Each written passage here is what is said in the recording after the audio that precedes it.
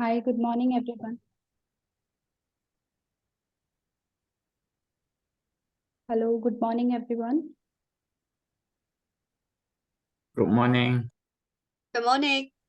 Hi, good morning, Ruth Wong. How are you doing today? I'm good. I'm good. Yeah. Hi, good morning, Bushra. How are you doing today?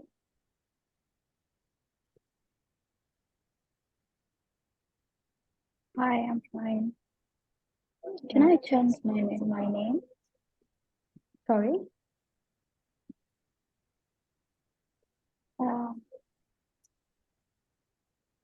Sorry, we can't hear you clearly. Can you please be more louder? can I change my name? Yeah, sure. Yeah, you can do that. Where?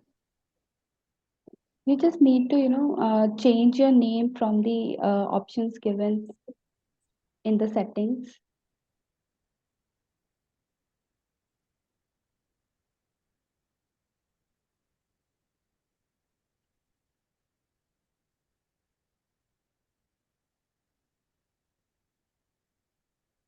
Hi, Dr. Zara Bizan. How are you doing today? I'm fine. Okay. Yeah.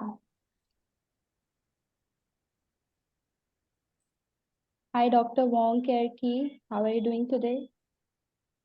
I'm fine, thank you. You're most welcome. Hi, Ainur. How are you doing today?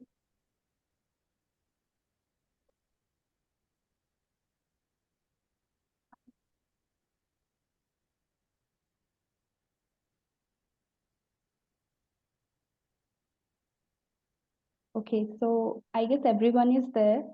So we can start with the Hi. con.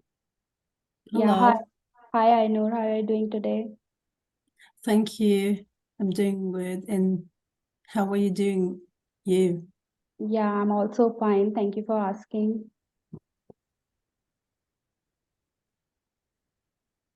Mhm. Okay, so shall we start with the conference? I guess everybody's there.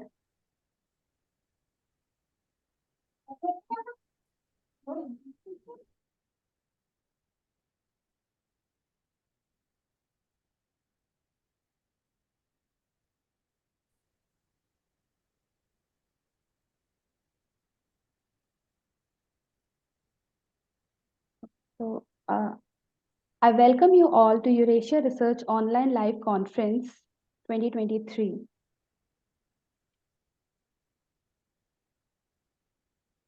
So the event is about to start. Please wait. We would be starting shortly.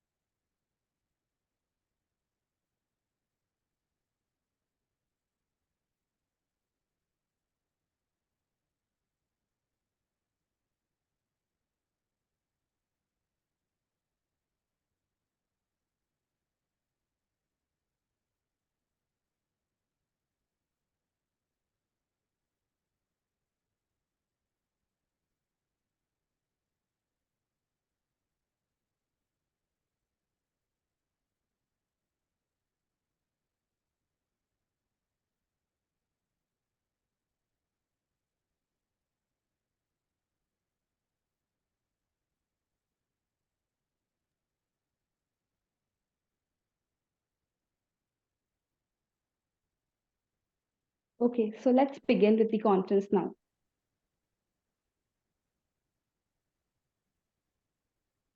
So today we have presentations and participants from 8 countries around the world, that are Hong Kong, Nigeria, India, Azerbaijan, USA, Mauritius, Malaysia, and Saudi Arabia. We are broadcasting this conference on Facebook Live on multiple pages of Eurasia Research. The links for the live sessions are shared in the chat box. You can refer to your friends and family about that. So before starting the conference, I would be introducing Eurasia Research in a nutshell. Just allow me a moment, please.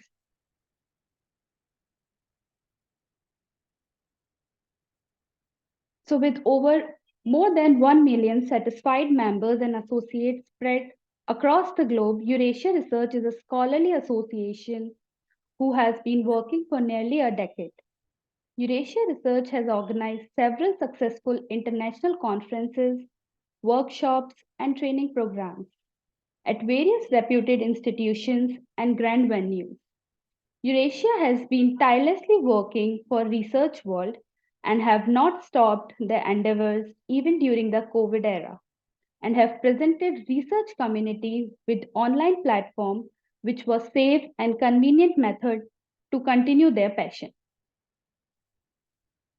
We are an international community of researchers, practitioners, students, and educationists who aim to bring together worldwide researchers and professionals, encourage intellectual development, and to create opportunities for networking and collaboration. These objectives are achieved through academic networking, meetings, conferences, workshops, projects, research publications, academic awards, and scholarships. We provide scholarship to deserving candidates to promote students and research scholars to participate in international conference. Young Researcher Scholarship is provided in the form of full registration fee waiver. We have vast experience of publishing papers for more than 7 years. Our associated journals publish original papers, review papers, conceptual framework, analytical and simulation models, case studies, empirical research, technical notes, and book reviews. We cater to more than 30 plus themes in the area of teaching and education, and have registered IISN and have following renowned indexing, Google Scholar, Crosscheck, Authenticate, Crossref, the Keeper's Registry, Script, Portico, Road, Directory of Open Access Scholarly Resources, OIA, PMH, Registered Data Provider, PKP Index. We will soon be applying for Scopus 2. We have a wide network of 100 plus internationally acclaimed keynotes across the globe who share their knowledge and guidance with our participants with open hand. We have a large number of committee members and advisors who support us and guide us through their expert opinions and decision-making capabilities. We couldn't have thought of reaching here without them. We also encourage our participants to connect with more than 15K followers on our social media platform, where they can share their research and interest. Join our Facebook group and be a part of discussions by researchers and academicians. We also have several collaborations with universities, colleges, and institutes to better serve all interested and like-minded intellectuals. With great enthusiasm and pride, we would like to announce our latest project, which is the Terra Fellowship Program in Education. The program offers an opportunity to learn the key concepts and latest trends in the teaching industry for the academic stalwarts. We would like to share some of our past participants' experience with you. Thank you for your patience and valuable time. Let's move forward with the conference now.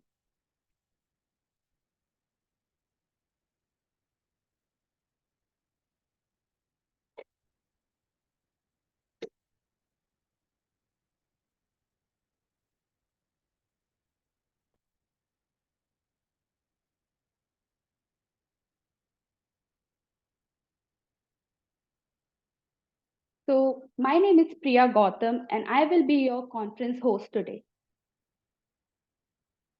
So, starting with our President, Lion M. Selly, Higher Education Executive, Adjunct, Professor, Boston College, Chestnut Hill, MA, USA.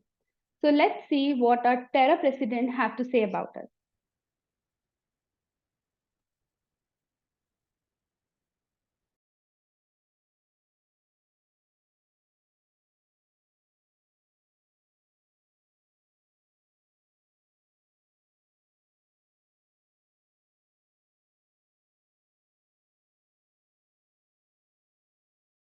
Hello, my name is Dr. Lynn Shelley, and I'm the Dean of Graduate and Professional Studies at LaSalle University in Newton, Massachusetts, United States of America. I'm proud to be coming to you and bringing you this video on behalf of Eurasia Research and TERRA, Teaching and Education Research Association. I have been a privileged member of this association for many years. As a participant, as a speaker, as a keynote speaker, as a peer reviewer, as the president of the advisory board. I'm here to welcome you and encourage you to participate in this wonderful organization. Membership has its privileges for this organization. You meet wonderful, diverse people from all over the world that bring new and creative, innovative, and entrepreneurial perspectives in teaching and educational research. TERRA is a wonderful place to be. As a participant, I encourage you to join and become a member. I also encourage you to submit proposals to do breakout sessions. They are the most valuable and rewarding professional experience you could ever have. As importantly, Eurasia TERRA does organize their conferences, both virtual and in person, in such a way where you get to know people personally, know their work, know their research, and get to know them as people, which is most important in our business, relationships. It has expanded my horizons, expanded my professional growth and development, and I continue to look forward to being part of this wonderful organization.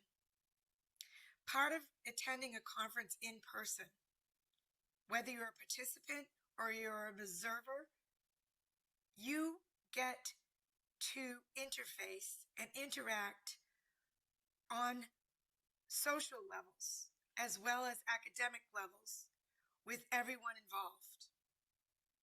We stay in touch after conferences. We share research.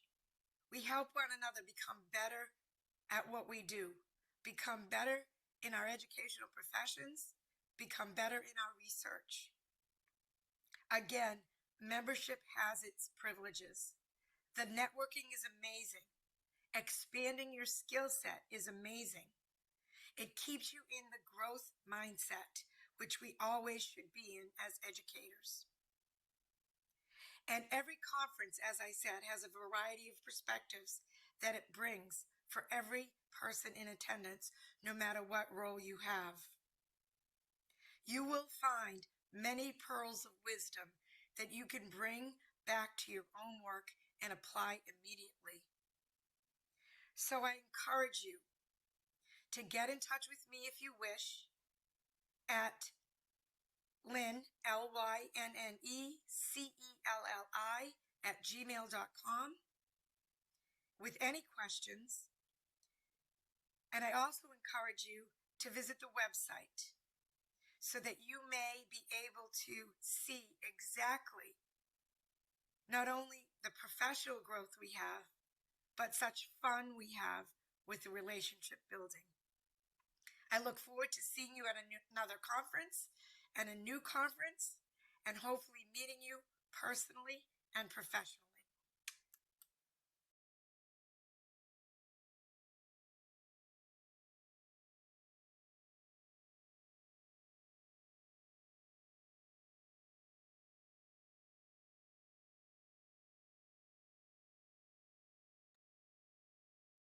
So that was really very exciting. So if anybody had any question, they can put their questions in the chat boxes. Moving ahead with the conference.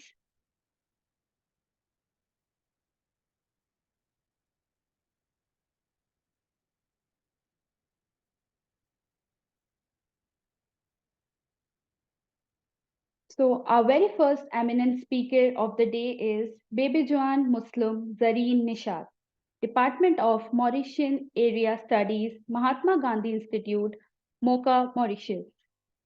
So let's see what Baby Joan has to say about us.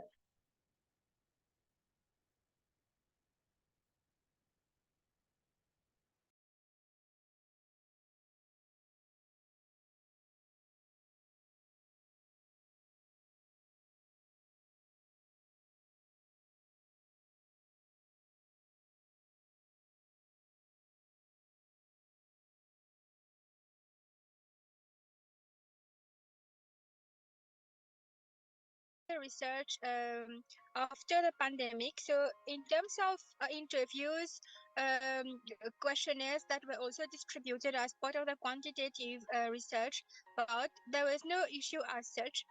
But some women, they were not so open to the questions. They were quite reticent because they faced a lot of challenges. But with time, when I studied the situation and the rapport was built, they were able to answer the questions. And maybe with regards to approval also with for the participants to be able to approach them, and I had to seek approval from the relevant authorities. That took some time.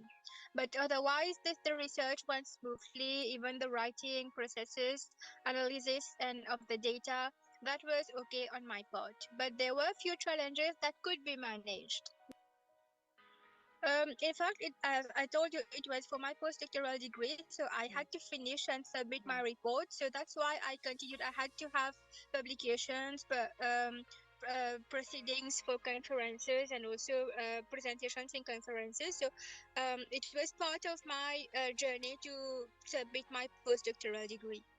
So yes, in fact, what I liked most is the rapid response. Every time I ask something and I get it back, so very rapid. So there is a continuous support that you give to the participants, and this is very reassuring because we know where we are.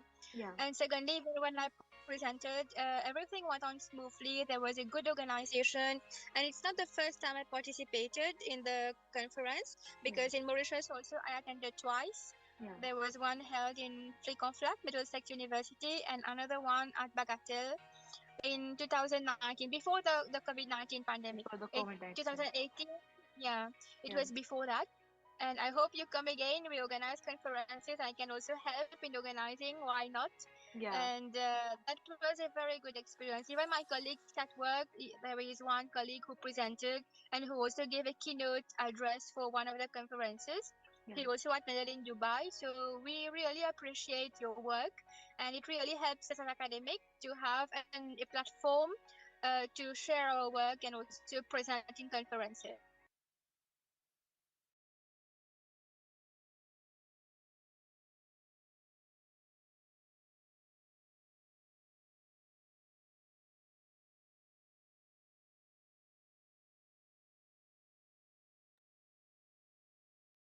Thank you so much, Baby Joan, for your valuable feedback.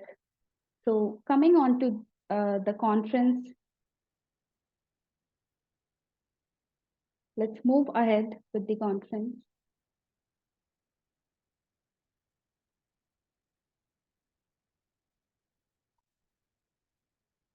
So our next eminent speaker of the day is Asmade Idris, International Relations Program, Faculty of Social Science and Humanities, University of Malaysia Sabah, Kota Kinabalu, Sabah, Malaysia.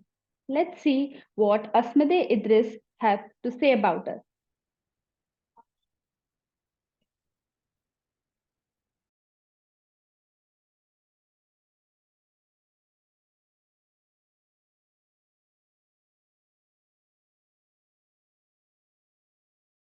Okay, challenges. Yes, of course, because this is a political issue. so some data a bit difficult to get because it involves interview with the politicians. Yeah. But I think we're very grateful because we received a good cooperations from a number of politicians who want to be interviewed and to air their opinions just to improve the system, I mean the political system in Sabah. And then the other one is, of course, lack of scholarly written articles in journals, Yeah. because sometimes this issue is overlooked especially by local researchers. Mhm. Sometimes they just focus on the history of Sabah, but not, and then for the political system, but not on the role of monarchy, because it is commonly believed that monarchy institution in Malaysia as well as in Sabah is kind of ceremonial functions. But in fact, this monarchy has some fundamental roles to play. Yeah, that's kind of challenges that we are facing, yeah, during the research. I think I mean, our team receive boost or motivation from our university, because Okay. the university grant us some kinds of research grant, Okay. yeah, to do the research. So we receive full support from the university. But apart from that, it is also difficult to get fund from outside, because I'm not sure whether the sponsors they are interested in our topic, yeah, because this is monarch issues. Now look at the United Nations, for instance, they focus on sustainability goals, right? SDGs. There's nothing about the role of monarchy, right? Yeah. Even in Europe, we can't see the role of monarchy is what they call proposed. Promoted. Otherwise, there's still few countries who still have the monarch system. For instance, Great Britain, Canada. I think this kind of institutions should be promoted because they still have the role to play. Yeah. For as the mediate between the government as well as the people. Yeah. I think if Eurasia can give us some fund, then it will be good for us in the future. Yeah. Okay. Yeah. Okay. I think first of all, thank you very much Yeah. You're most for welcome. accepting my paper, actually our research team paper. Second, I think your organizations of the seminars is, for me, is really satisfying. I'm really satisfied with your organization. It is structured well, and then there's not so much technical problems. Very, very smooth during our presentation, but probably people a bit not so active during the Q&A. Yeah, because probably that's the challenge when we having an online seminar, right? But I think the rest is perfect, and I think keep up the good one. What is you having today? Yeah. Okay. Yeah.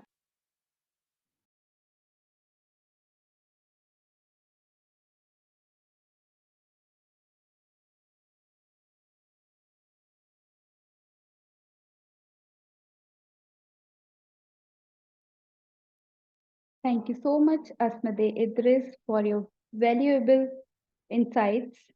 So, moving ahead with the conference.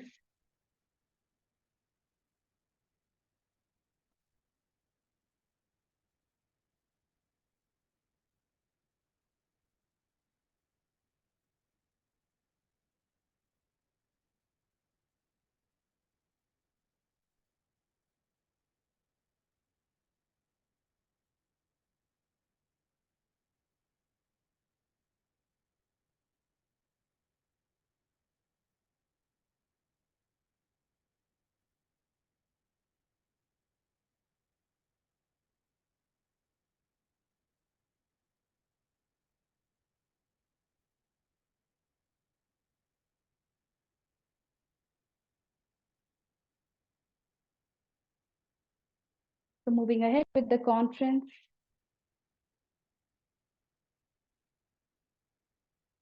So our conference will be divided into 3 sessions. Session number 1 would be keynote talk. Session 2 would be team activity and photo session. And session 3 will be technical talk. So I would request you all to rename their accounts, Zoom accounts, with your full name in English. This will help us to record your presence. You may ask your questions related to the presentation in the chat box while the presentations are going on. All the certificates, receipt, and proceedings will be sent to the participants within a week on their mail IDs. The proceedings will include all the full papers and abstracts accepted for the conference. So moving ahead with the publication process, the publication process starts once the registration process is complete. The author needs to send their paper, consent form, and reviewer details on the given email ID. The review reports will be sent to the author once the review process is over. The final stage of publication starts after receiving the revised paper from the author. Please note that the publication process takes around 50 days after the conference dates if all the editorial guidelines are followed within the given deadlines.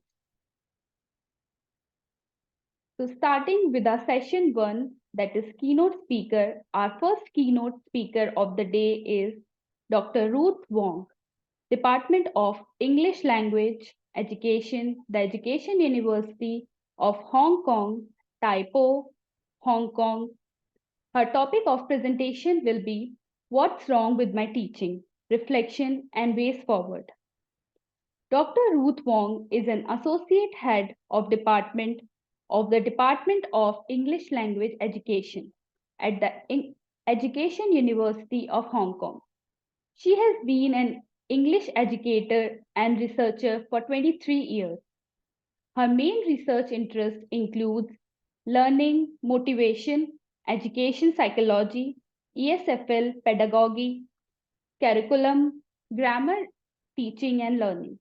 She has conducted research projects on English learning motivation and scaffolded English grammar learning as well as publication research articles in international referred journals. She is also a consultant for school and textbook publisher. So Dr. Ruth Wong is here with us and she will be presenting live for us.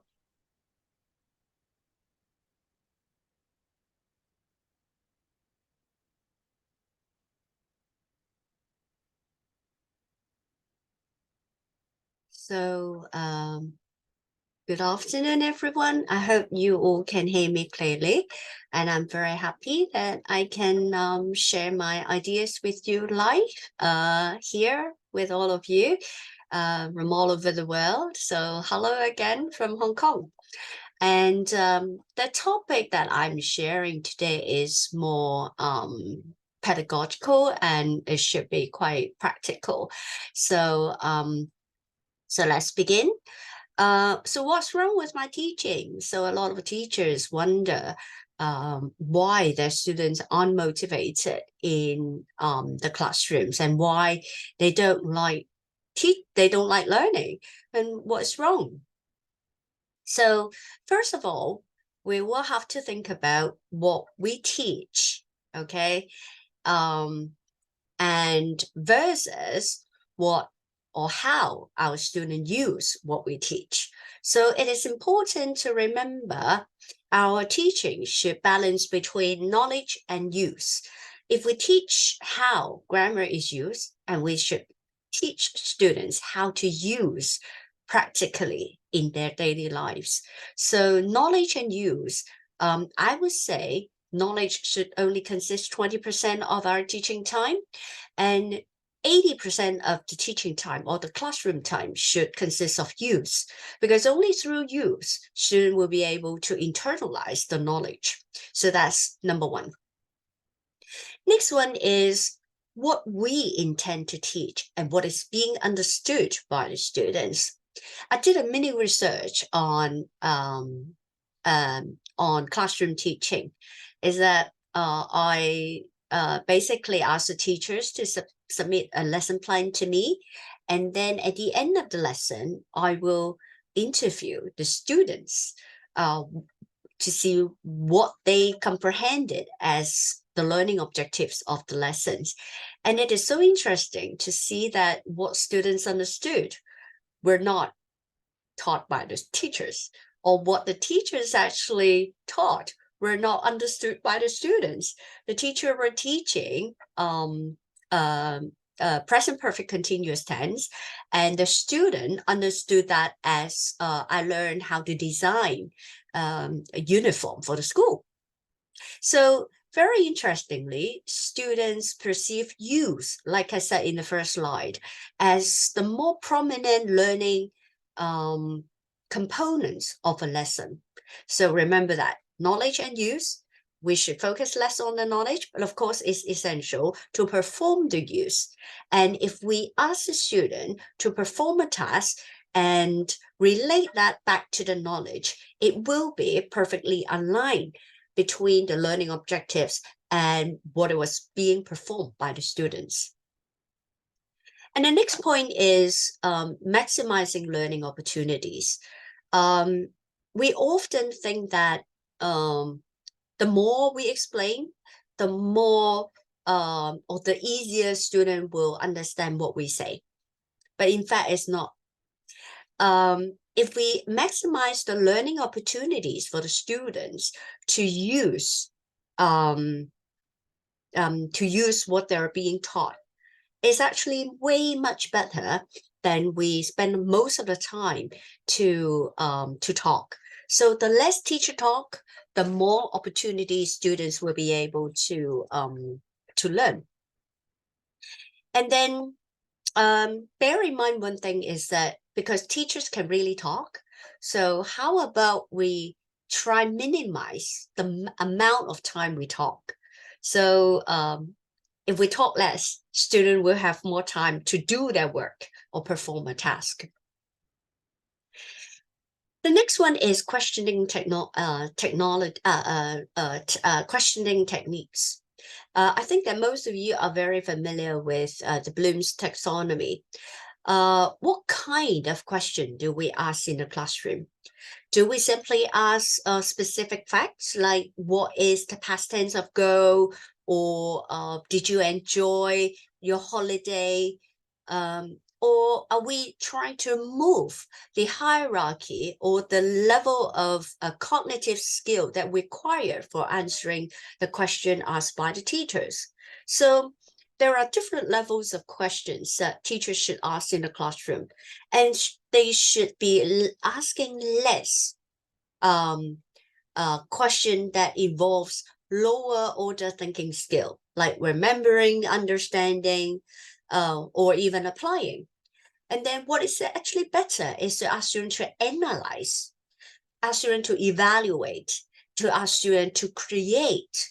So the more learner autonomy requires for the student to answer a question, the more opportunities students will be able to learn what you are teaching. So, and I did a little research on counting the types of questions asked by the teachers in a classroom, in an English classroom. Quite interesting.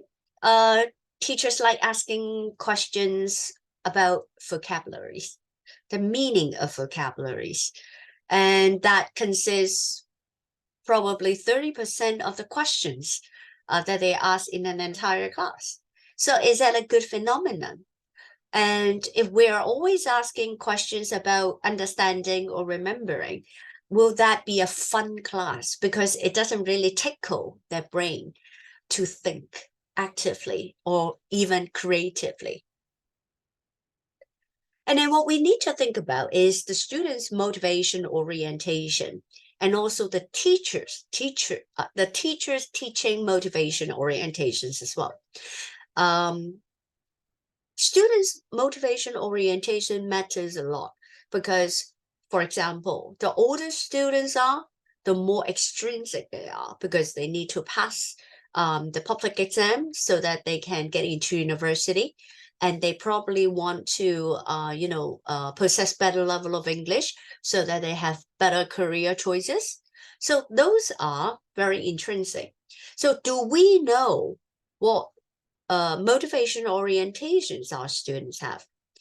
Or maybe if you're teaching younger kids and their ability in learning the language will probably be better. So their motivation orientation will be more towards intrinsic. So if the students are more intrinsically motivated, it means that the teachers' pedagogy should also be changed. All right. So that's why we need to think, okay, if you want the students to listen to what you say or learn what you intend them to learn, being able to understand motivation orientations are very, very important. And then the next problem is whether we develop the capacity for students' independent learning. Teachers have a very bad habit that we are over caring. We provide so many worksheets, so many handouts for the students, and we prepare everything for our students. But what about students? It's their learning matters most, right? So if we let go of preparing too much for the students, it means that students will have to do more. So the role of a teacher is to sit next to them, stand by them to help them learn, rather than prepare everything for them to follow step by step. This is how you should learn, step 1, step 2, step 3. So if we give them practically a task to finish, for example, a group task, it means that they will have to figure out how to approach the task in group. They need to collaborate, they have to brainstorm, they have to discuss. So all these skills involved will help them to learn how to learn, and that will project to their future learning ability. And then next is your relationship with the students. Okay, so think about your own image. Okay, whether you're teaching at university or whether you're teaching in secondary school or primary school or research center, what is your teacher image with the student? I mean, in front of the student, what is your image? Are you very stern? Are you very kind? Are you very hilarious? Or you're creative? Because that really changes. Okay, that really changes the relationship and the classroom atmosphere between you and the students. So if the student don't like you, I don't think they want to learn. Yeah. And if you think about your favorite teacher, you put more effort in her or his subject, right? Yeah. If you hate that teacher, don't even want to look at him or her at all. So why do I have to talk about, being very interested in learning in your subject? So it's very important that how your teacher image is in front of the students. Okay, so if you're kind, if you're supportive, and if you affirm, that's important. The student know that this teacher is a teacher that they can rely on. Okay, and they know that there is someone who they can always fall back on if they have any questions academically, emotionally. Okay, all right. And finally, is to be a reflective teacher. I think it's a very important point that we all have to remember. If we always stick with the same way that we teach, it will be very easy to lag behind how to teach a group of students who will forever be younger than you, and even younger and younger. When I first taught at university, my students were only like 5 or 8 years younger than me. And now that I'm older than their mother, right? So how can you keep your motivation to education? It's actually that you need to be reflective. Keep yourself abreast with the society. Keep yourself abreast with the social media. Know what the students are thinking, what their minds are,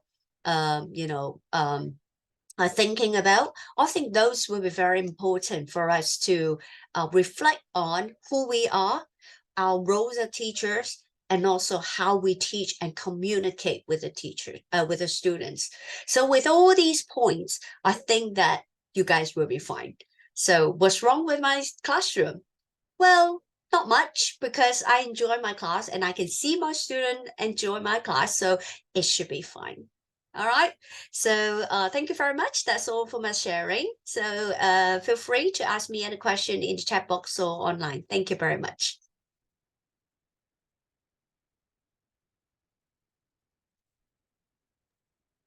Thank you so much, Dr. Ruth Wong. That was really very exciting.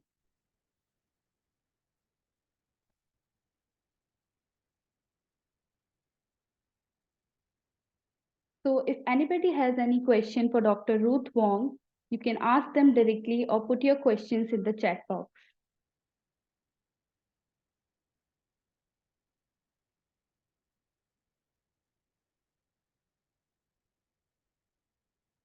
Okay, so moving ahead, our next keynote speaker of the day is Dr. Wong Ker Ki, Department of Education, Faculty of Social Studies, University of Selangor, Shah Alam, Malaysia. His topic of presentation is Parents' Acceptance Towards Their Children with Special Needs. Dr. Wong Ker Ki is the administrator of Enabling Learning Center for Children with Special Needs. He is a certified autism specialist. He teaches special needs children literacy and social communication skills. He is an honorary advisory member of Scholarly Social Science and Humanity Research Association, SSHRA. He conducts educational seminars addressing issues on student discipline management and issues related to special children needs.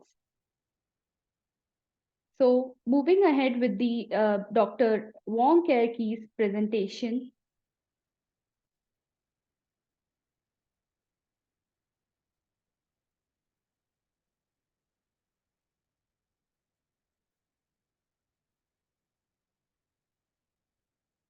Hi, greetings from Malaysia. My name is Wong Kil Yi. It is a privilege to have this opportunity to share with you my research in the parenting attitudes of parents of children with special needs. The topic of my talk today is parental acceptance towards their children with special needs. First of all, allow me to show you some statistics. The total population of 0 to 14 years old age group in Malaysia in 2022 is estimated at 7.6 million. Given that the prevalence rate of children with disabilities worldwide is 10%, there should be about 700,000 school-age children in Malaysia. In 2022, only 105,785 of them are registered with the Ministry of Education Malaysia. That means only about 13.9% of school-age special needs children are given adequate educational placement. The number is believed to be much lower as a great many special needs children are undiagnosed. One of the reasons that lead to this underrepresentation is directly linked to parents' willingness in accepting the reality that their child has special needs. Parents often find themselves at the crossroad of decision making when there is evidence indicating that their child is negatively different in terms of learning development. There are some reactions from parents who tend to make things worse, such as poor acceptance, low self-esteem, unstable emotions, and the inability to find solutions to the problems. Parents who are stuck with the reality of having a special need child cannot make informed decisions in terms of understanding the child's disability, level of development, readiness for instructions, or participation in the intervention process. Thus, an understanding of parents' cognitive and emotional appraisal of the challenges related to raising a special needs child is the determining factor in identifying the special needs of a child and subsequently deciding on the approach to address these needs. Let me give you the definitions of acceptance. Positive acceptance is fortitude to accept what is without trying to avoid and then work as best one possibly can with the circumstances one finds oneself in and with the resources at one's disposal to mitigate, redirect, and change what can be changed. Parents usually decide to let their child undergo a diagnosis in search for the cause of the child's conditions to aid in coping with as well as in understanding the disorder. Parents had mostly negative emotional response upon receiving a diagnosis, such as shock, despair, and devastation. All the extreme emotions they experienced reveal that they struggle to accept the new reality of having a special needs child. There is no tested way to help parents avoid the shock and pain and unconditionally accept the diagnosis of their child's special need. But parents need to feel vindicated and relieved as their concerns were finally addressed and now they know what conditions they are dealing with. Labeling is an unfortunate necessity that allows these children to receive the special resources they deserve. Parents' attitude and acceptance can be based on what the label implies. When presented with a label, some parents either force themselves to believe or they search for alternative explanations for their child's condition. Underlying these struggles in accepting the label is their hidden worry about labels becoming a self-fulfilling prophecy. To induce acceptance, parents must be encouraged to see beyond the label and to treat each child as an individual. A prognosis is to be interpreted as the prospect of a recovery as anticipated. As no therapeutic interventions can claim to cure children with special needs the same way as how medical diseases are cured, prognosis of special need children typically sound unpromising and even depressing. Parents may be overwhelmed by their own interpretation or prediction of the bleak future of their child. Parents are perceived to accept a prognosis positively if they attempt to make concrete decisions about how they would want their child to improve without being forced to accept that the outcome is uncertain. Parents struggle to decide on the treatments because most treatments for special needs usually involve medications or multiple hours of therapies. Some are incredibly labor intensive, extremely expensive, and time demanding.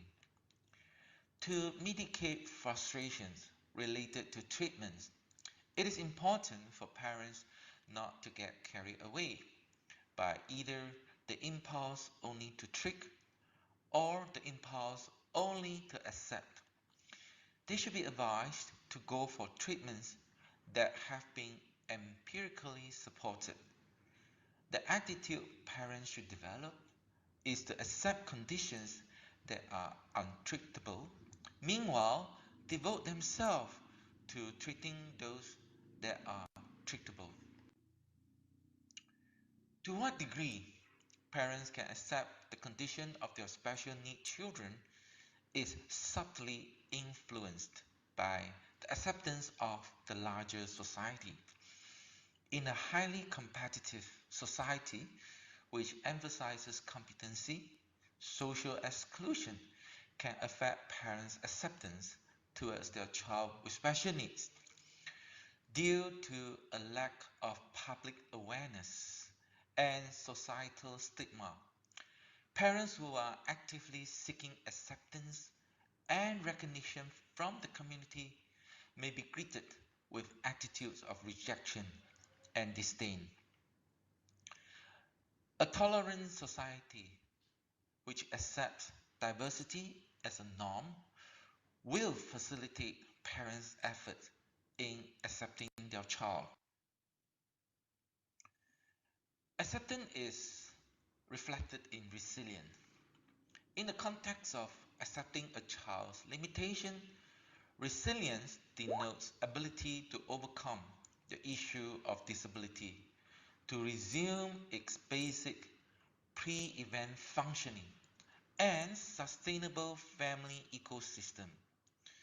Resilient parents demonstrate the ability to adopt coherent perception of reality to help them resume normal functioning. It is believed that resilience can be cultivated. To appreciate what acceptance entails, we need to understand what denial implies. There is a stereotypical view of parents as being in denial when they seem withdrawn, hostile, or uninvolved. Denials can be an internal coping strategy, which may be useful to some parents.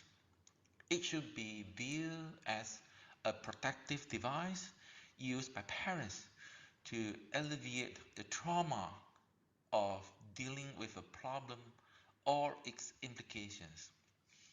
Parents who are yet to accept the special needs of their child are in the buffering zone leading to emergent acceptance. To reach the state of acceptance, parents must be able to facilitate the child's need for advancement and rehabilitation.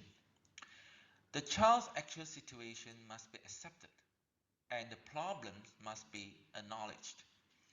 Parents who are said to have accepted their special need child are in a state of balance between recognition of the child's limitations and seeking to capitalize on these limitations. In fact, parents are deemed to be able to accept their child when they become capable of providing adequate care for themselves and the disabled child according to a professional plan.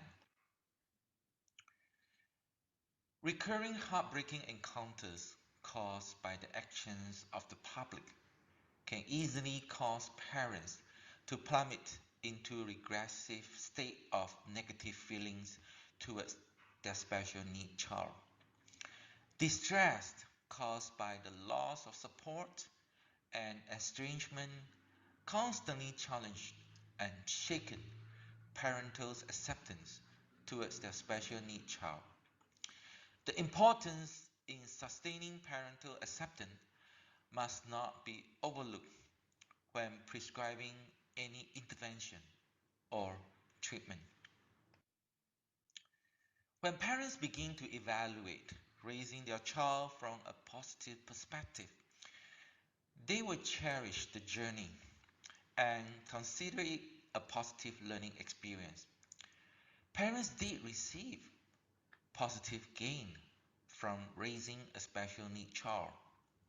In the area of personal improvement and growth, they could exhibit resilience in accommodating to the needs of their child. These struggles and setback they experience could be translated into positive experience and opportunity of growth. In conclusions, parents of special needs are in dire need of guidance and support to help them accept and deal with the challenges following the discovery of their child as having special needs. Addressing the concerns and worries endured by these parents will facilitate efforts in enabling parents to sustain their acceptance towards their child with special needs. I will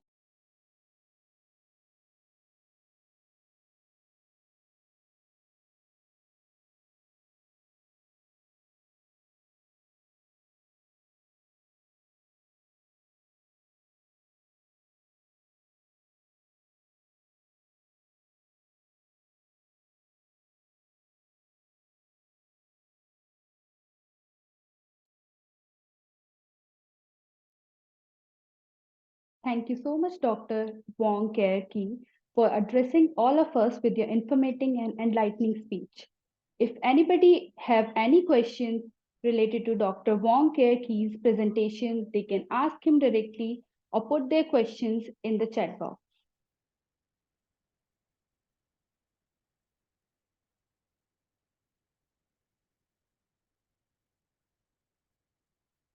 Okay, so moving ahead. So this brings us to the end of our session 1 keynote talk, and let's begin with our session 2 of the day, which is team activity and photo session.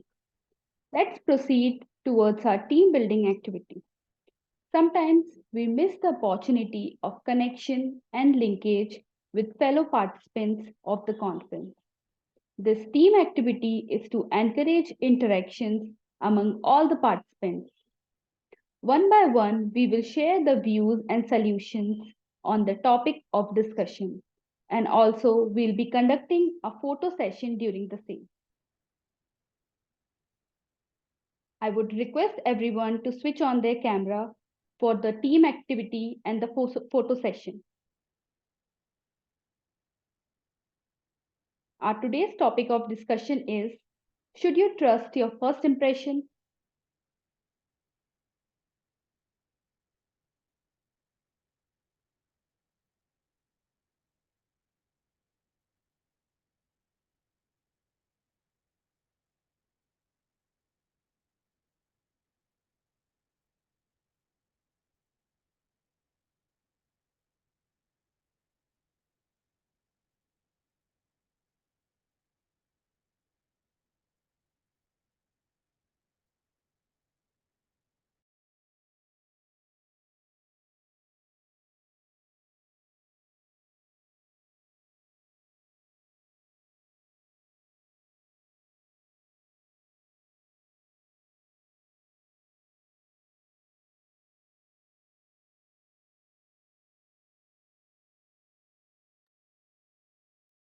Kindly allow us a moment. I guess there is some technical glitch with the video. We'll be playing the video within a short span of time.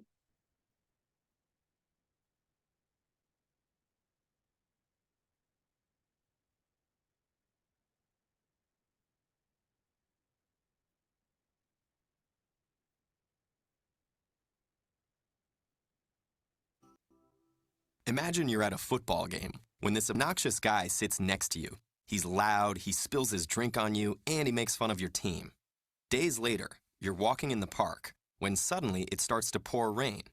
Who should show up at your side to offer you an umbrella? The same guy from the football game. Do you change your mind about him based on this second encounter?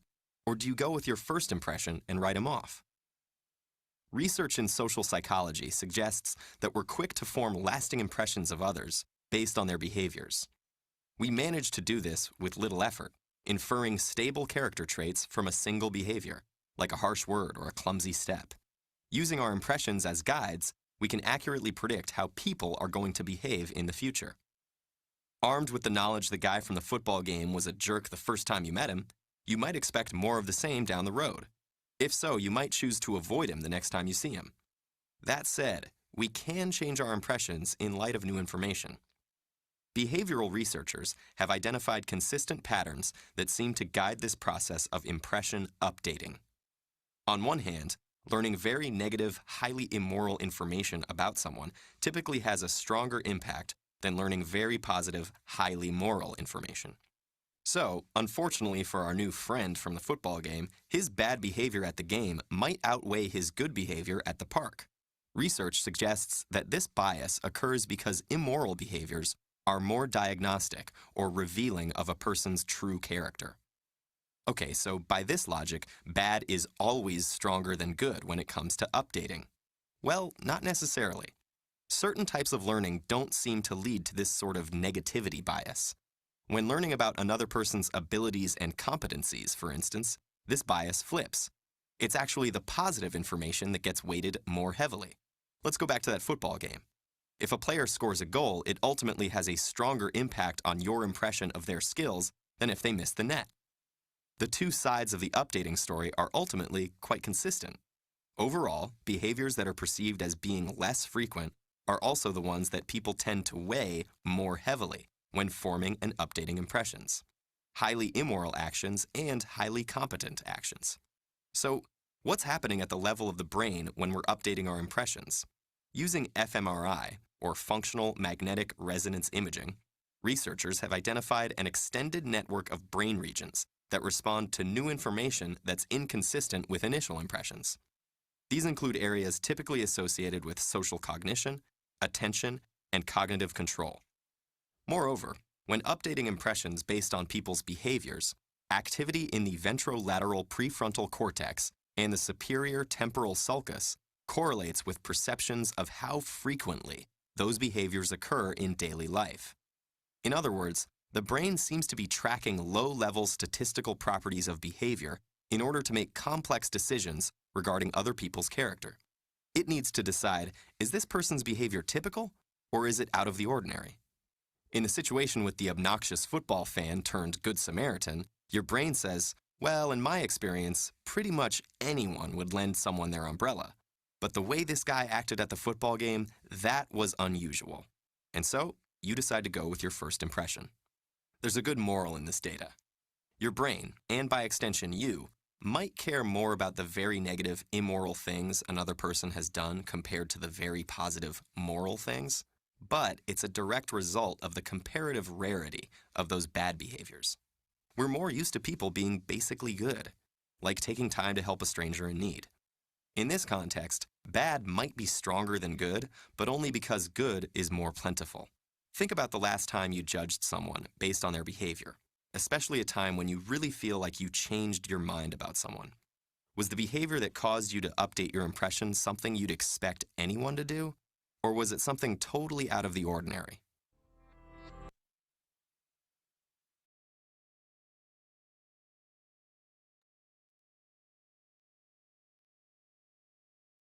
Okay, so I would like everybody to switch on their camera for the group discussion activity.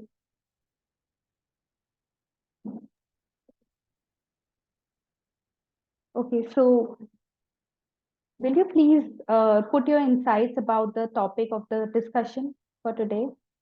Anybody has any points to put on? Hi. Can I first say something? Yeah, sure. Yeah, I think that it is actually important that we have first impression, and in fact, it is cognitively inevitable that you will have a first impression of every single thing, right? So I think that the first impression should always be a neutral one. I mean, at least in terms of our attitude about things that we have for the first impression.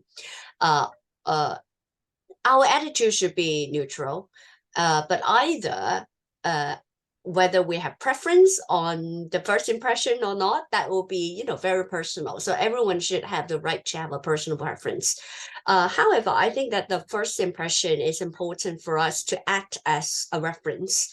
While more in being a reflective person, being an open-minded person, or being a researcher, we always have more information to put on, and we have more and more information and data to process.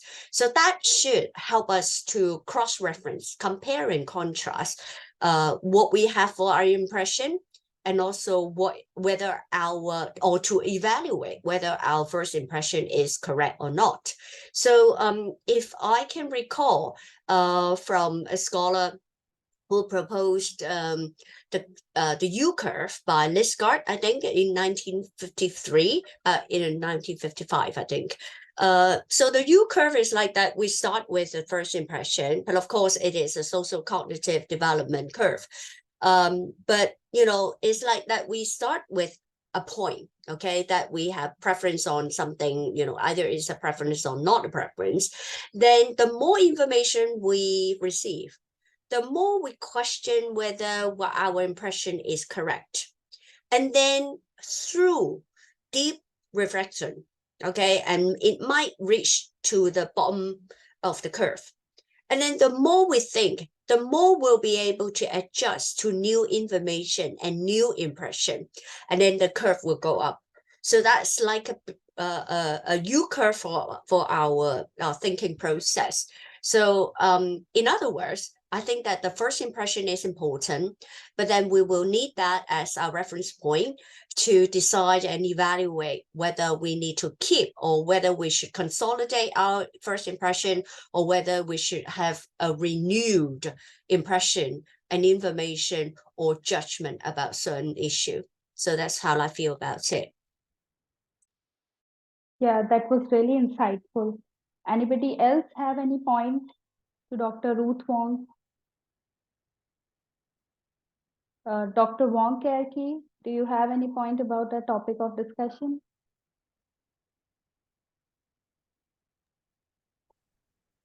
Okay. Hi. Regarding first impressions, since I'm working with children with special needs, so I think it's quite inevitable that we all form first impressions. But there are two sides to this issue. One is the person who perceives it, another side is the person who being perceived.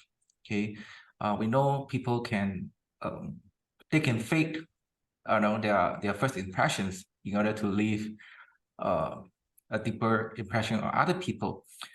But okay, I think this is just sometimes we know we shouldn't trust. Okay, but I agree with Dr. Ruth that we should listen. Okay, we should listen, and eventually gradually we need to update our evaluation of the persons with more in data, or even through daily dealing with the persons. Okay, what I like to highlight here is that of course sometimes in order for us to change our first impressions, it depends whether we have new update on that person by what the person has done to change our impressions, and that inevitably we have to look at the things that they do, like just now when we say when we the video clips that also highlighted that the good and bad. Okay, this only apply to typical people, whereas they have moral judgment. Okay, but when it comes to children with special needs, or anyone with disability, I think in fact, we shouldn't allow our impressions to form, because many of these children, they are incapable of social contracts. Okay, what is expected of them, how they should behave. So our first impressions is usually distorted. Okay, because there are so many factors affecting them, and that also applies to how we see their parents. Okay, because coming from a Chinese background, when a child misbehaves, especially in the public, usually the parents will be stigmatized. Okay, because people will always look at them, and their first impression is always, how come the child is the child doesn't behave properly in the public? That must be the fault of the parents. So I think we have to extend more kindness to them. Because we should allow, okay, ourselves to instead of just what we see on the surface, but if we can put ourselves in their shoes, then I think we will not influence easily by our first impressions. Yeah, I totally agree. So, Ainur Mamadova, do you have any points to put about the discussion that's going on?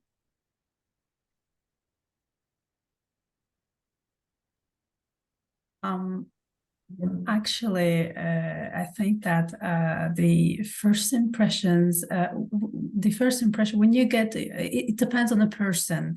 It depends on the person who getting the first impression. What they judge as a first impression, what they are based on when judging the people,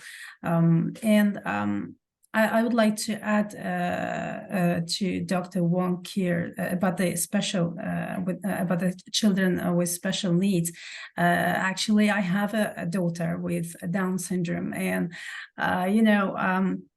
sometimes the society creates impressions, the first impressions. They say create such kind of impressions that everyone thinks about the typical, just a special, about the children with special needs, the same. They think that these such kind of children with Down syndrome, they cannot speak, they are not able to walk properly, they are not able to study. But in contrary, I'd like to mention it insistently, just that I'd like to insist that it's not, it's totally wrong, because as I have a daughter with that syndrome, I see that they are not so different from others.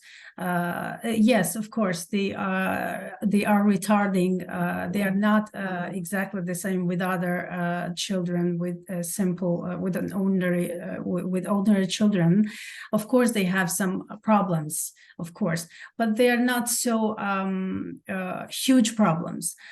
We can make such an atmosphere not to notice these disabilities, we have to create impressions by ourselves as a society, especially with the children with disabilities, I think.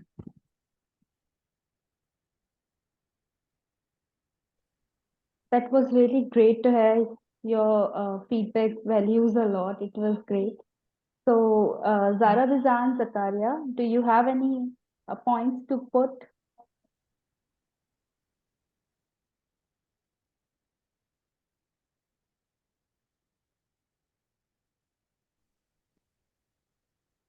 Okay. For me, actually, most the time the first impression of someone is not it's not the way they are true because sometimes the first impression that can cause you think a negative. Everybody sometimes you say the people is negative one, then negative was someone, but later you find out that they are like a very nice and very positive person. That I think that will happen in our environment because everybody like always the first when the people poor people is the not the good person. Sometimes when you find that you see the very like very casual something you said they are very good, but how you impress do the impression that they are different by the people. Maybe for me they are we are like a different person. They are do they interpret the people like different perception. For me I think like that from me. Thank you. Okay, thank you so much. Bushra Alhati, can you please tell us about what you think about the topic? Yes. I think the first impression is very important, and it's we will talk a lot about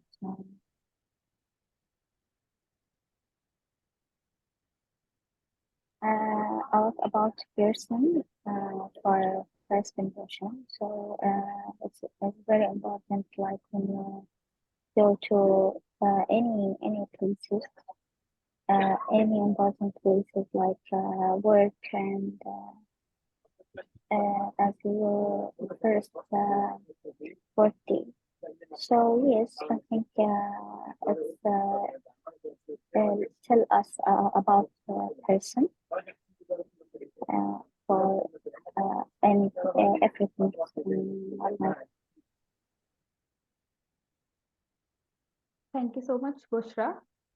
So, Olfemi Udovu, can you please tell us about what do you think about the topic of the discussion going on?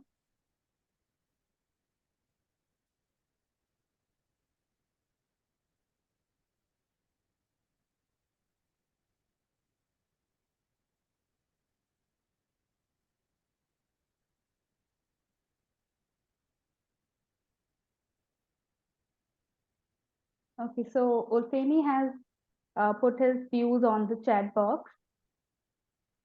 So his views are that my contribution is that there are many factors that determine the attitude and behavior of people many times. Hence, to act on first impression may be not good enough. This is the reason why his research is based on facts, not assumption. Assumption might mislead and lead to wrong judgment.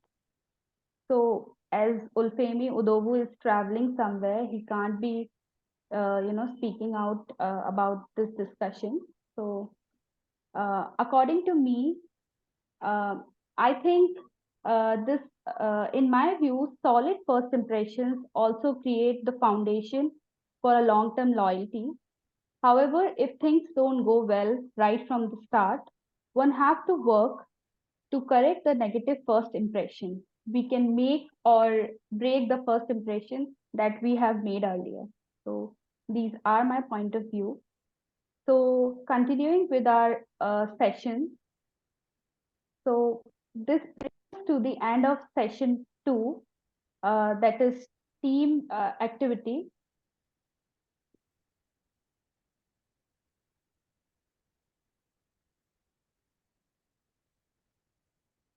So coming on to our next session, which is the last session of the day, session 3. So our very first presenter of the day is Ulfemi Idowu, Department of English Education, Lagos State University of Education, Ijanik, Nigeria. His topic of presentation is cognitive challenges faced by teachers of English in the teaching and learning reading among selected junior secondary school teachers. You can read his abstract from the screen given.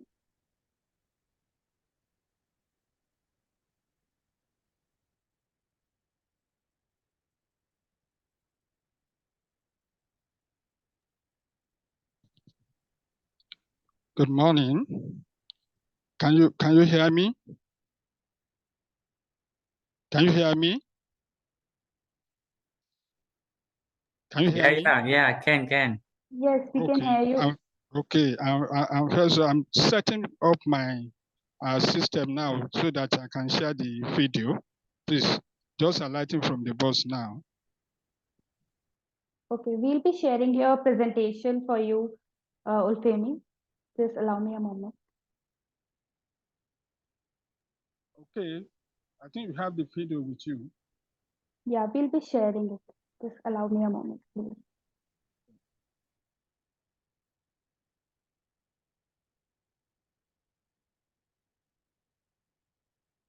Good day, the convener of this conference and fellow participants. Idowu Olufemi for Nigeria is before you, and the title of my paper is Mitigating the Cognitive Challenges Faced by Teachers of English in Teaching and Learning Reading in Nigerian Secondary School. The overview of this paper, the introduction, challenges faced by teachers of English, review of studies on reading, cognitive challenges in reading, potential solutions for mitigating challenges, and the conclusion. On the introduction, the highlight have the reading highly significant in acquiring knowledge, teachers being central to educational process, enhancing learning and school development, ineffective reading, factors of poor academic achievement in Nigerian secondary school. One of the tools that make formal education meaningful and successful is reading. It's not just engaging in printed materials, but most importantly, to decode and interpret it and gain unforgettable knowledge from it. The absence of comprehension in any reading task is a waste of time and resources. And we have to know that the process of reading is complex and intricately intertwines with cognitive. In the contemporary global context, reading is essential in shaping a knowledgeable society and very crucial in child's cognitive development. When we talk about teachers, teachers being central to educational process, they are important in enhancing learning and school development. Hence, the teaching of reading by teachers of English must be taken seriously for its significance in knowledge acquisition. Therefore, teachers' position in educational process is crucial for enhancing learning and ensuring achievement. Nevertheless, many educators may trivialize the intricacies of effective teaching by relying on unfounded judgments, untested readings, and erroneous assumptions, whereas effective teaching hinges on the interplay between a teacher's disposition, teaching methods, classroom environment, and their impacts on students' learning. In Nigeria, academic performance of students have been consistently declared to be poor and disappointing as reflected in internal and external examinations conducted. Ineffective reading has been found as major factor. Various studies conducted in this regard also have substantiated different causes of inefficiency. The strategic position occupied by reading in learning process of a child demands effective teaching by the teacher because its deficiency will eventually affect every other learning task of the learner. Inefficiency or inefficient reading ability have been reiterated as a major factor inhibiting academic development of students in Nigeria. In various studies conducted on reading skill, comprehension, and academic achievements, it was concluded that teaching of reading was ineffective. Challenges facing teaching and learning of teaching reading. Because of all that have been aforementioned concerning researches made on teaching of reading in Nigerian secondary school, it was found that poor background of teachers, lack of motivation, overpopulation in classes, lack of motivation in students, poor attendance in classes, lack of teacher and other adult models, poor libraries, inadequate teaching and learning materials, and language laboratories are part of the challenges. Whereas student poor reading culture was concluded on teachers' lack of effective teaching of reading, and on the part of students, on the part of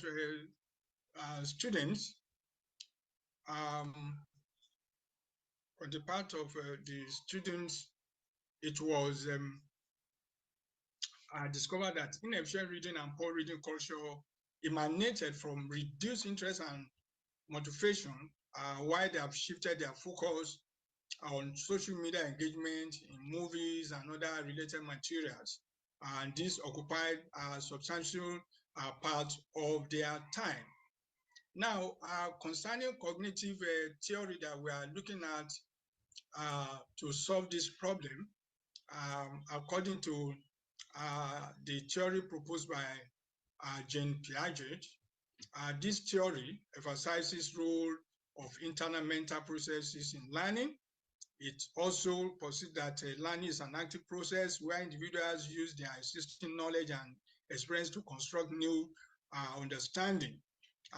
In the context of education, this theory underscores the importance of understanding how students think, process information, solve problems, and also the significance of factors such as memory, attention, and motivation in the learning process.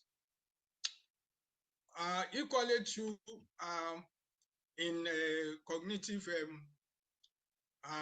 learning, the issue of mindset is related to the performance and attitudes of students. The issue of mindset is very, very essential because in learning process is part of the component, and it encompasses students' attitude, beliefs, and expectation concerning a particular subject, including their confidence in achieving success, their approach to various topics, and their response to teaching methodologies with the evaluation methods employed by their instructors. And notably too, this disposition significantly impacts student engagement and academic performance across diverse subject matters, teaching methodologies and assessment. And this has been confirmed by Agaki et al. 2018 and Farrington 2013 and Farrington et al. 2012 have also emphasized this in their previous researches.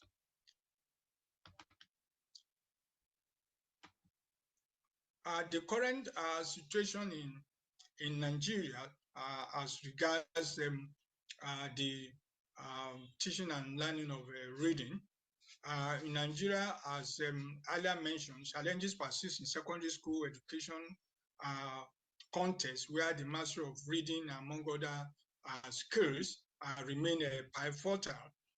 Despite the integration of various textual genres and teaching methodologies, students often encounter difficulties comprehending complex texts due to issues related to their language proficiency, learning habits, and pedagogical approaches employed by the educators.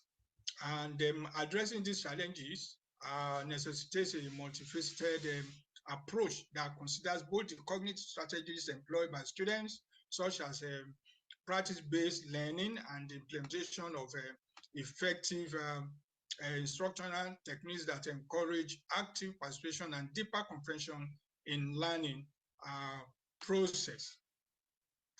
Then cognitive strategies that can be used to mitigate these challenges. So the effective instruction in cognitive reading strategies, which is a CRS, can significantly enhance students' comprehension abilities and transform them into adept and strategic readers. Encouraging students to engage in interactive techniques such as prediction, questioning, summarization, inference making, visualization, and answering queries, among others, also foster a deeper grasp of textual content. Through the active application of these strategies, readers are able to focus information more proficiently, therefore obtaining, retaining, and subsequently utilizing the acquired knowledge from their reading experiences. Various scholars' contribution to this by researches conducted like Marcy, Alim, and Wiki 2018. They highlight the efficacy of cognitive strategies in enhancing reading comprehension as evident in the significant improvement of students' performance when employing predictive titles and keywords analysis. Equally, Mark Mamara's 2009 asserted and underscored the crucial role of reading strategies in overcoming comprehension obstacles and developing robust reading capabilities. Equally too, Joseph et al. 2016 and Yuan et al. 2020 confirmed that the adoption of CRS is greatly and bolstered the development of comprehensive reading skills, and therefore fostering an interactive and enriching engagement with textual content.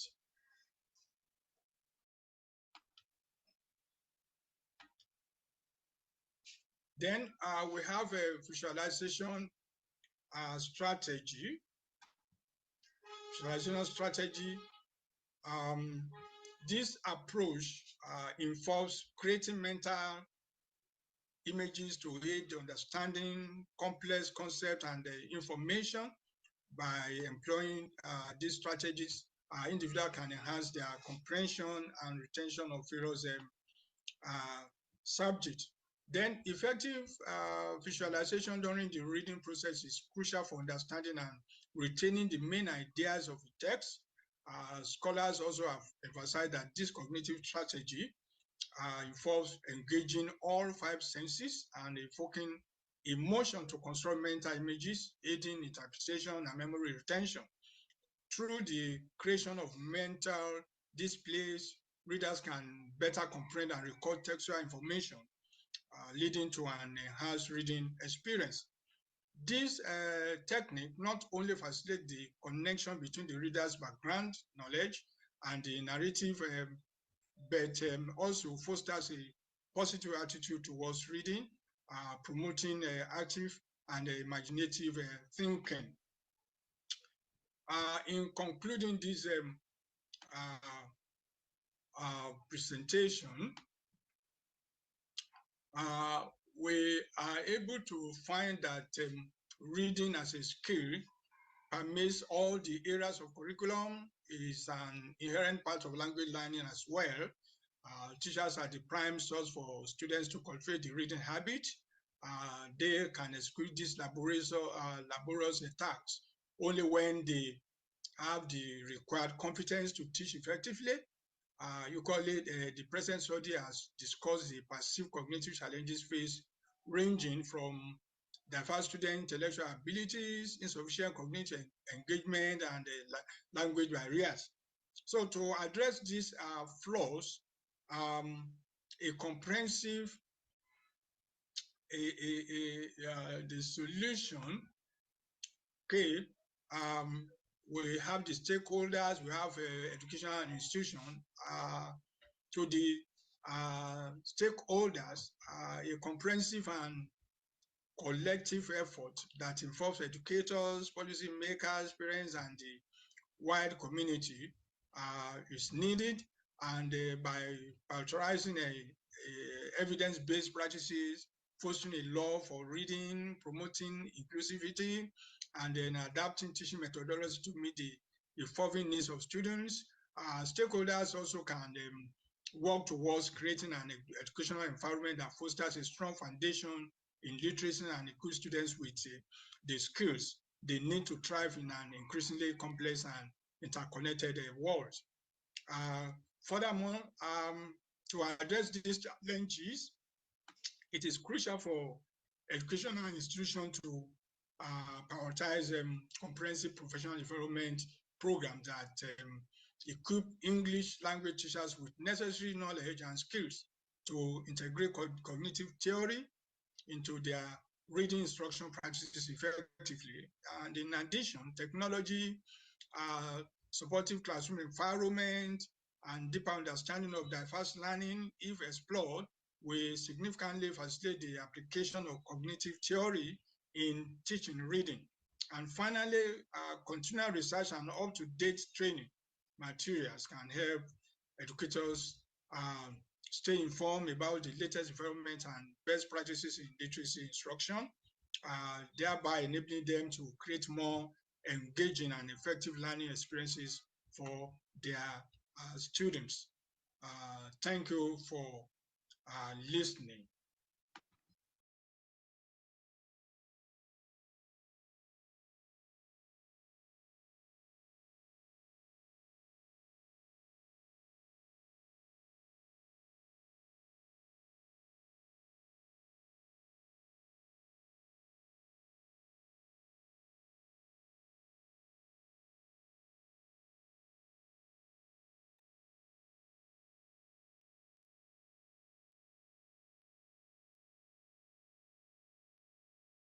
Thank you so much, Olufemi Idowu, for your presentation. If anybody have any questions for Olufemi Idowu, they can put their questions in the chat box. Okay, moving forward with the conference, our next presenter of the day is Bhaswati Bhattacharjee, Department of English and Other European Languages, Dr. Hari Singh Gaur Vishwavidyalaya of Central University, Sagar, Madhya Pradesh, India. Her topic of presentation is Words as Weapons, an intersectional and biopolitical reading of selected war memoirs by marginalized female war crime survivors. You can read her abstract from the screen.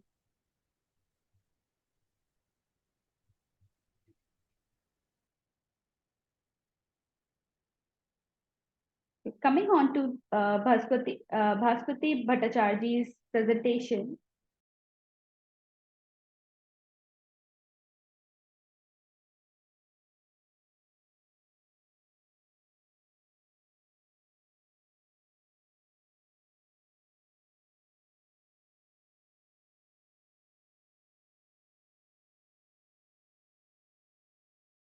Bhattacharjee from India. I'm a PhD research scholar and a junior research fellow at Dr. Hari Singh Gaur Central University, Madhya Pradesh, India. And today I'm going to present the synopsis of my ongoing PhD thesis on which I have been working since January 2022. And I hope that the title of my thesis is clearly visible on the screen.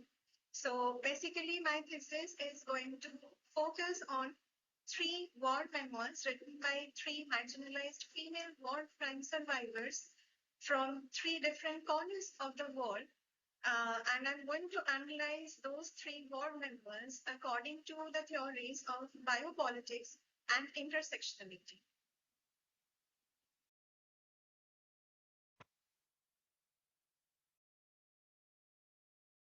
Is, as you can see on the screen, according to the findings of the Costs of War project undertaken by the Watson Institute of International and Public Affairs of Brown University, around 500,000 of civilians became the victims of war till September 2021.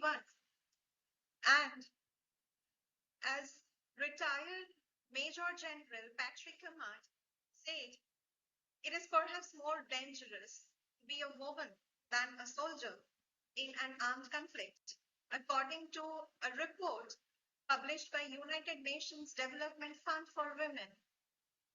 Rape and other forms of sexual violence top the list of war crimes, with alarming numbers of rapes during all contemporary civil wars and genocides like in Rwanda, Bosnia and Herzegovina, the Domestic Republic of Congo, Iraq, Sudan, and so on. And women are targeted not only for their gender, also their race, ethnicity, religion, and several other factors.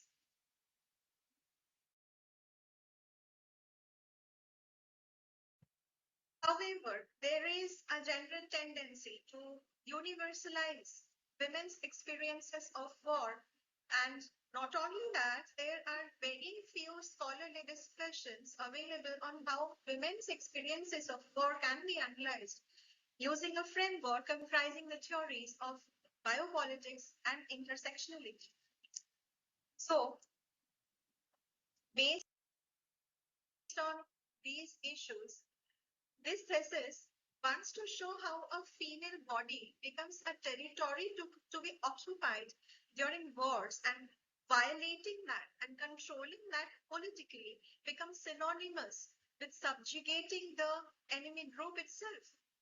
And the research will also try to prove that this operation is intersectional, involving various factors, including gender.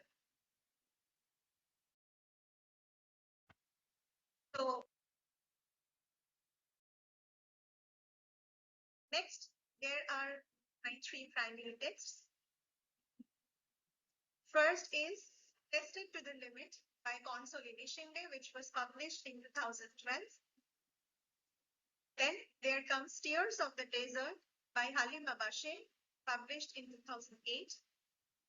And third, the war memoir by the very famous Nobel laureate Nadia Murad, named Last Girl, which was published in 2017.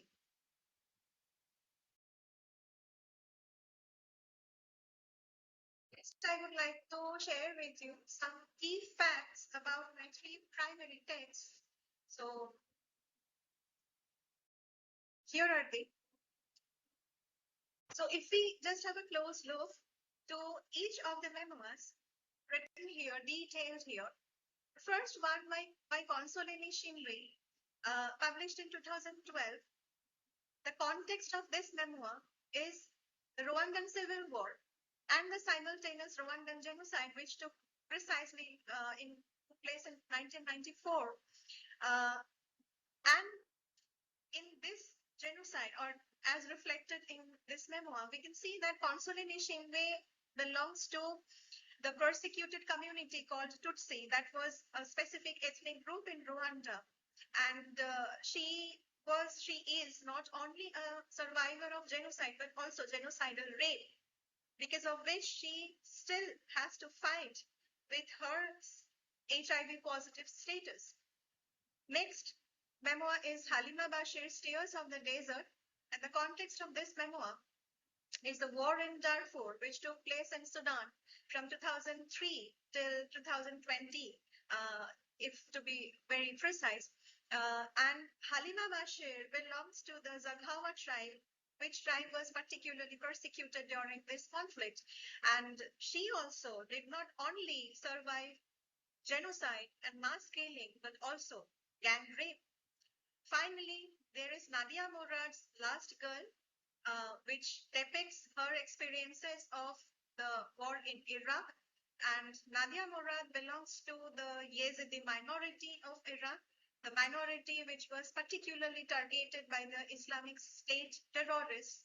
And Nadia Murad had to also face not only genocide but also genocidal rape. She was held with numerous other women from her community as sex slaves by the ISIS terrorists.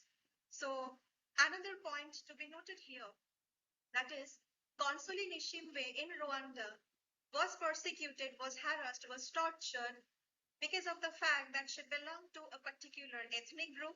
So she was persecuted because of her ethnicity.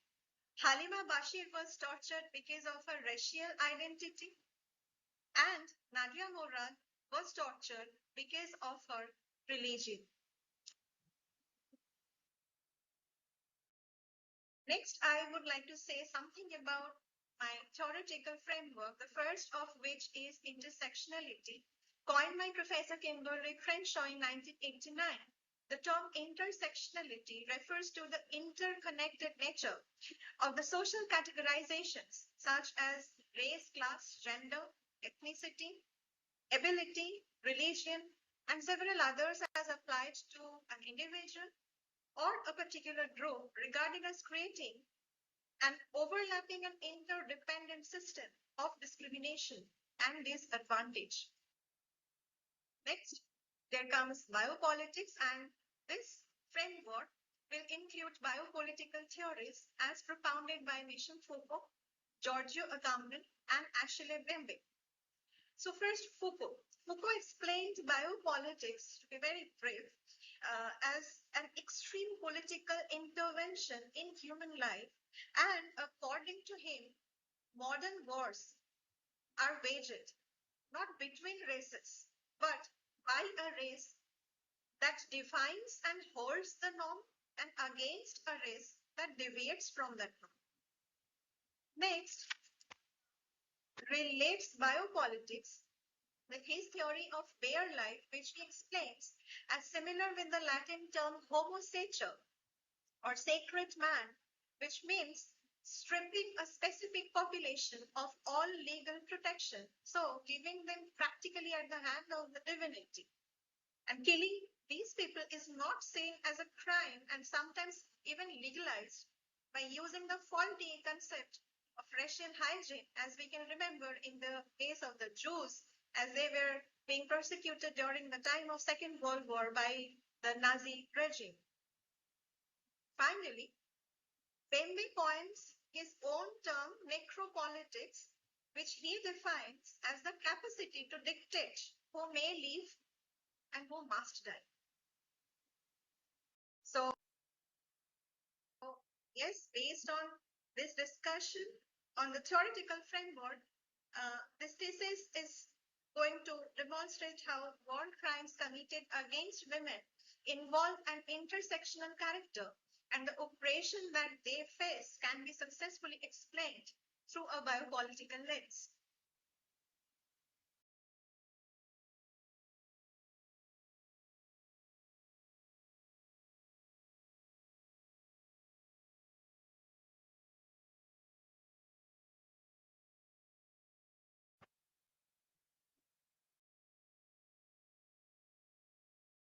Well, I really think that this slide speaks for itself. Since the Second World War, there have been numerous incidents of civil wars and simultaneous genocides.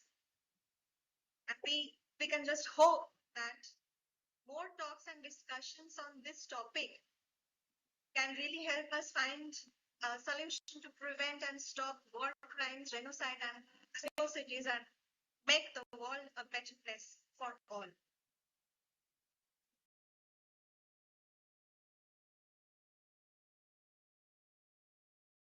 All about. Thank you.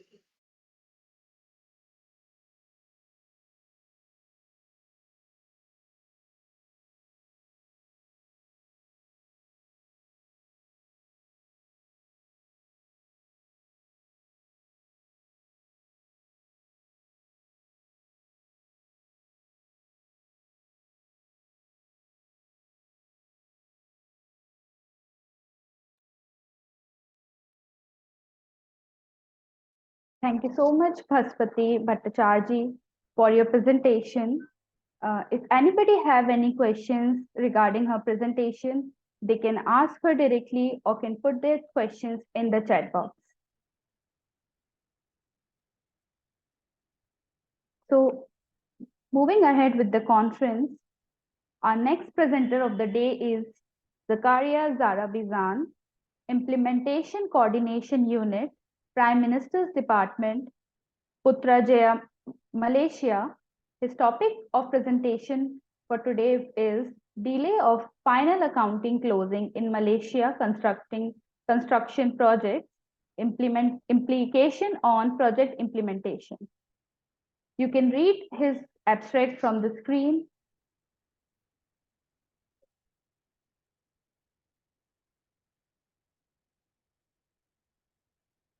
So Zakaria Zarabizan is here with us today and he'll be presenting live for his topic.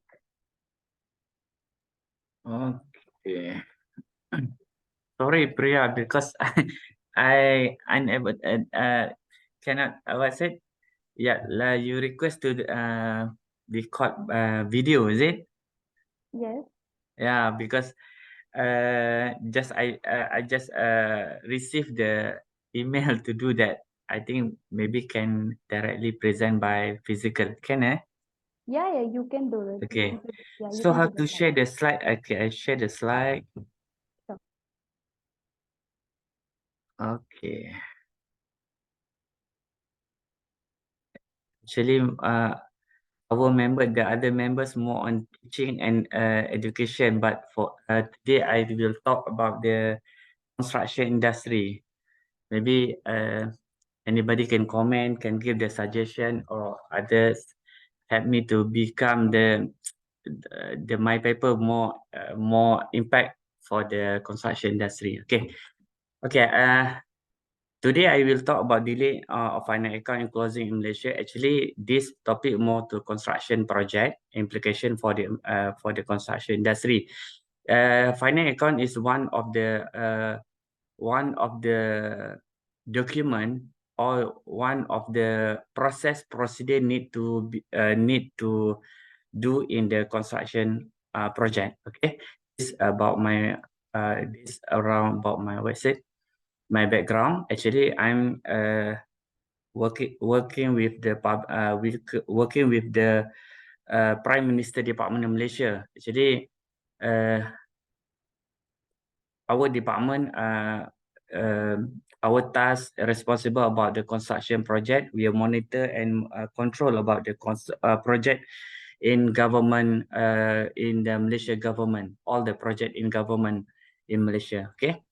This introduction, I will talk about the what, how, when, the where, everything. Okay, this why this important about the construction project, because they are the prime mover in the development of Malaysia, and also the work performance receive the payment as expected is one important thing in construction industry, and also that the project success when it completed in accordance with the client requirement, and also the final account is the important matter in the construction industry, because when the contractor can do the job completed, done the job, that they need the payment for continue sustain to continue the project. Then the final account is one of the compulsory in the construction project. This why that because they lead the project success. That I found that researcher some of the researchers talk about the construction industry and about the final account. Okay, the scenario in Malaysia, Malaysian final account, they have that. I think there's a client demand of final account must be complied contract, and also that after the completed the project, some of the project like the team is not prepared very well. The didn't prepare the very well document that's why the payment unable to complete it. Then the project we see like delay because we cannot provide the final account for the project. And also the problem that are mostly about the preparation, submission, and payment process, and I think also no study about the framework developed in finance account closing in construction. That's why I think this one of the important why the study, the research need to do in finance account closing in construction project. Okay, the solution, the best solution normally when I found that I read from the journal article, the best value of project procurement. Actually, the project procurement is the important. We need to understand it. The team, the project team in construction, they have to understand the content of the project procurement and also how to manage and eliminate existing problem. And like I said, the understanding the contract is very important. Then in Malaysia, we have the NKRA, ETP, NKR, and strategic. CIMP is construction industry management plan that address the problem related to the issue of payment. Okay. Great. Okay. Actually, what is the final account closing? Actually, the final account closing, what I mentioned that there are the final accounts that final accounts. There are the one of the process we need to do after the completion the project.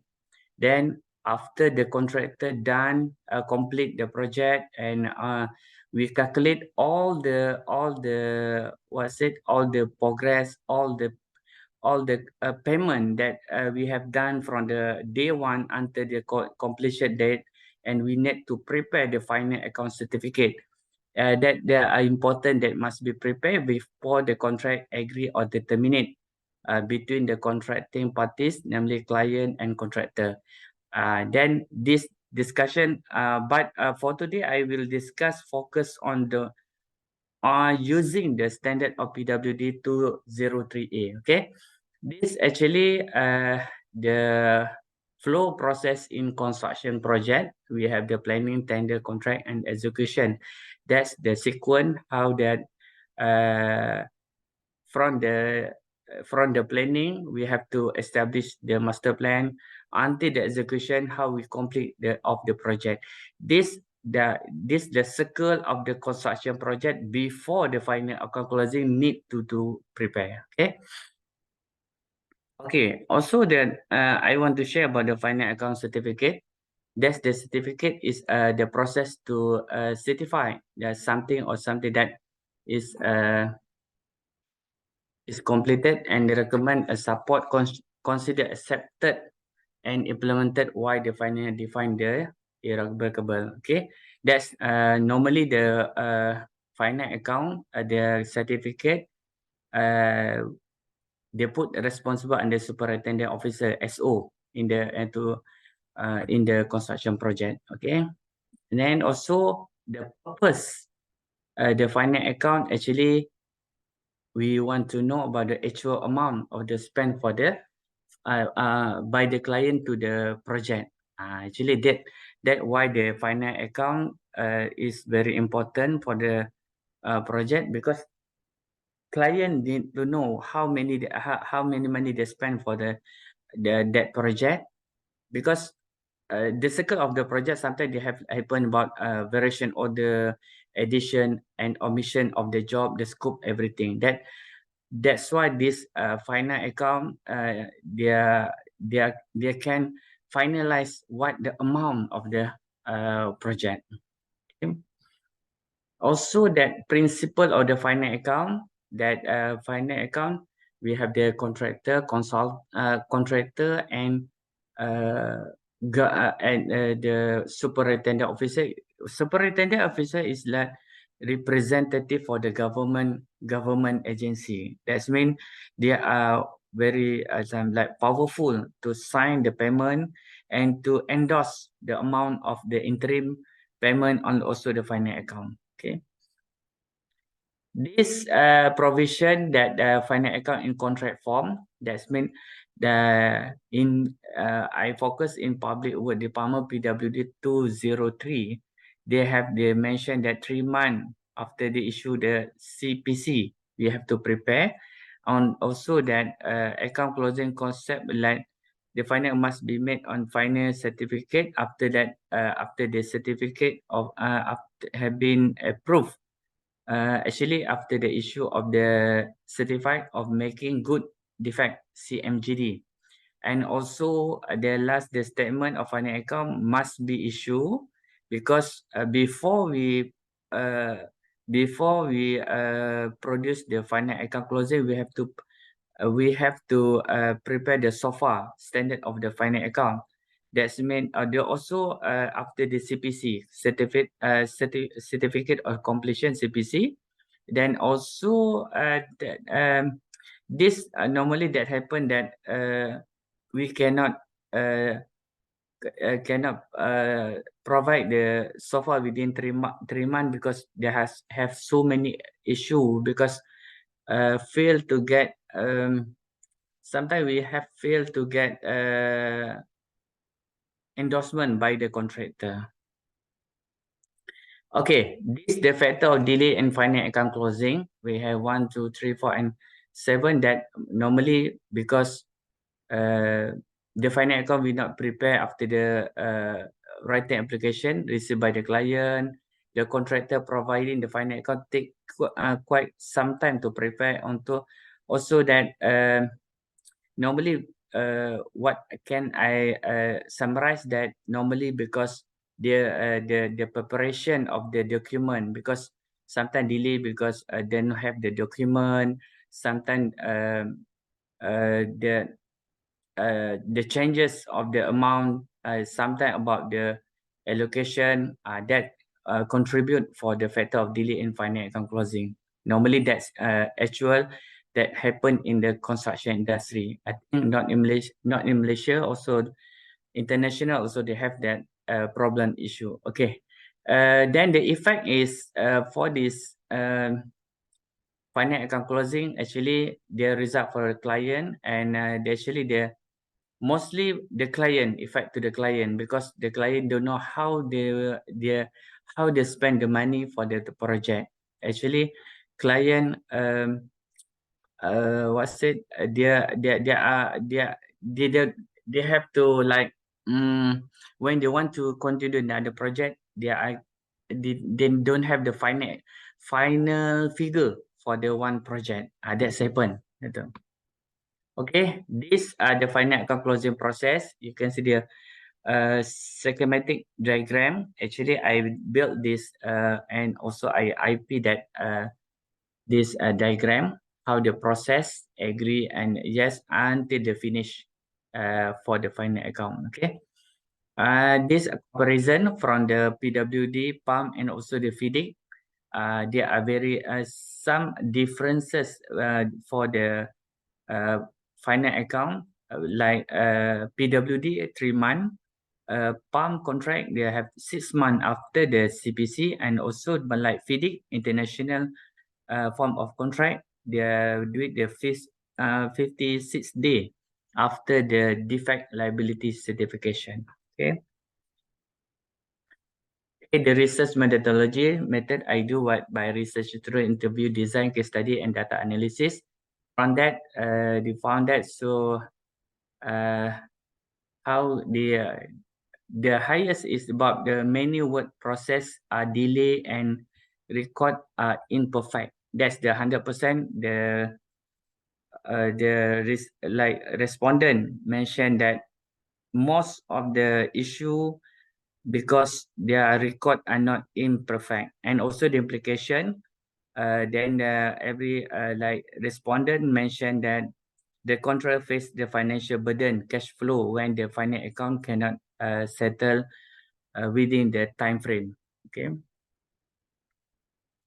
These are the reason of delay of final account. We can see that the higher is about the many word process delay record imperfect. Like I summarized before this, the how the respondent I collect a detail from the summary. Then also this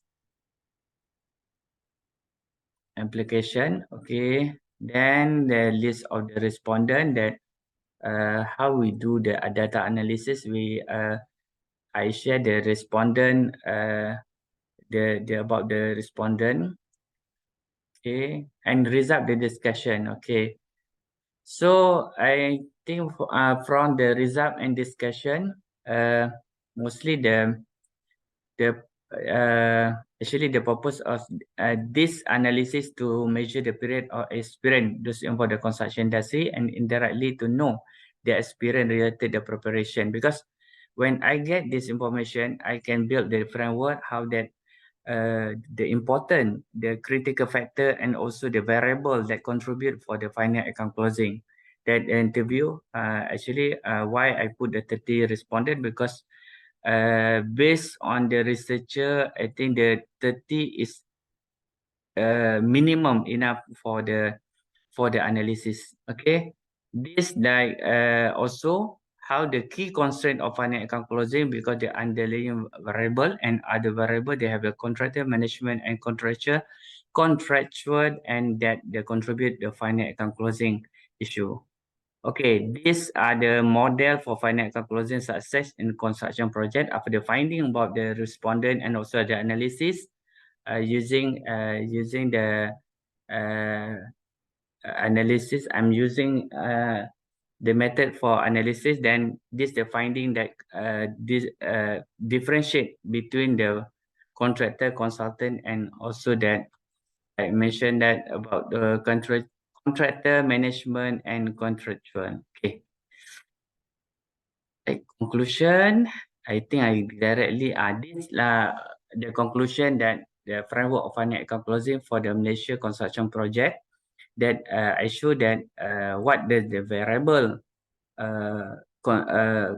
contribute for the final account closing, on also the criteria and item for successful the final account closing in construction project.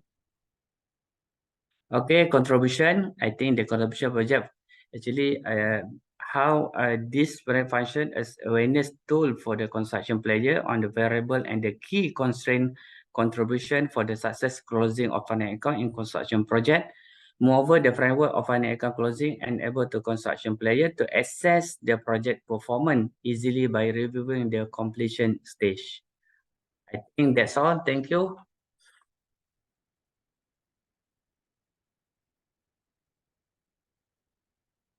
Okay.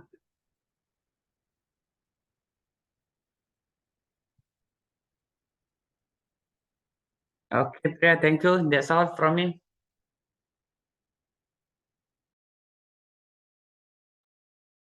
Okay. So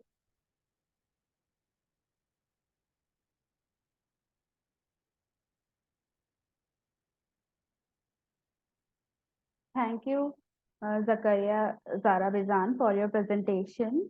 If anybody has any questions regarding his presentation, they can ask him directly or can put their questions in the chat box.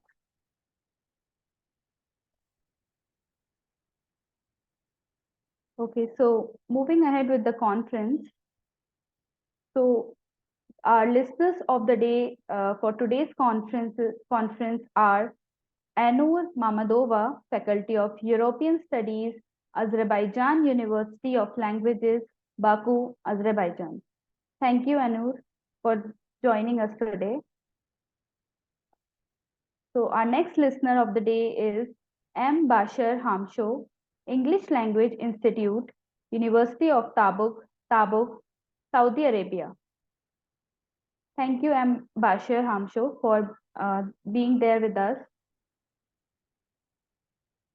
So the next presenter of the day is Alarthi Bushra Abdul Aziz M, Litigation Department, Saudi Awal Bank, HSBC, Jeddah, Saudi Arabia. Thank you, Alarthi, for being there with us. So this brings us to the end of the conference. With great pleasure and enthusiasm, I would like to conclude the conference was a great success.